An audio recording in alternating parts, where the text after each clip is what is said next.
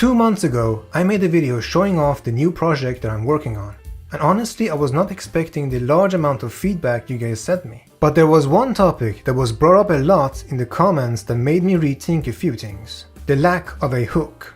The hook is a very important part of game development, and even though I had already figured out the visual hook, the overall hook was missing.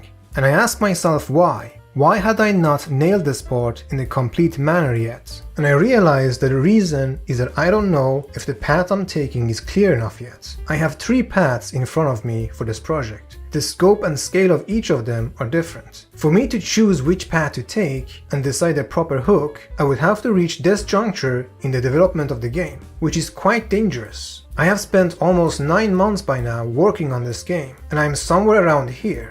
In my defense, I've been only working half time and sometimes 1/3 of the time on this project, and the rest of my time is being spent on Silverwind Saga 2. But despite all this, the reason why this is dangerous is because if you don't have a clear goal, or in this case a clear hook, things can go south and you may end up working on a game for 5 years and in the end have nothing to show for it. Wouldn't want that to happen twice. But at the same time, part of me feels like this is necessary. This game is being developed in a way that I have never done before. It is a new experience, and what I'm technically doing right now is prototyping.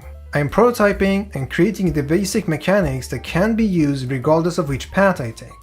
At the very least, the art style and first-person mechanics, as well as the inventory and its full functions, are going to be used in the same way. Is that how I recommend doing game development? Absolutely not.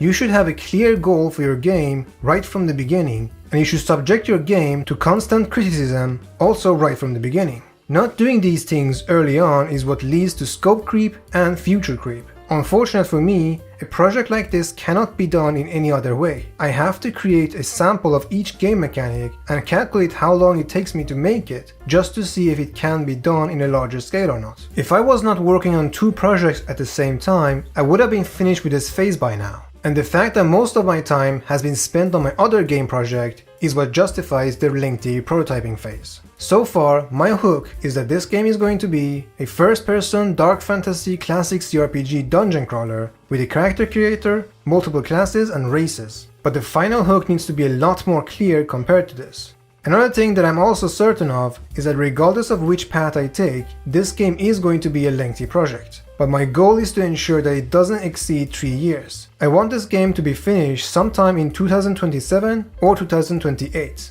This, in my opinion, is a healthy amount of time to work on a game project. I believe what I've created so far has been worth the effort. Even though I don't have a clear hook, the gameplay loop that I have created is super fun. Once I add more substance and content variation, this will definitely work. This game also represents a massive shift in how I've been developing games over the years. Every one of my games that I have made so far comes with a pre-existing fixed character. This game, on the other hand, allows you to make your own character, and not to mention different classes, which in turn adds replayability.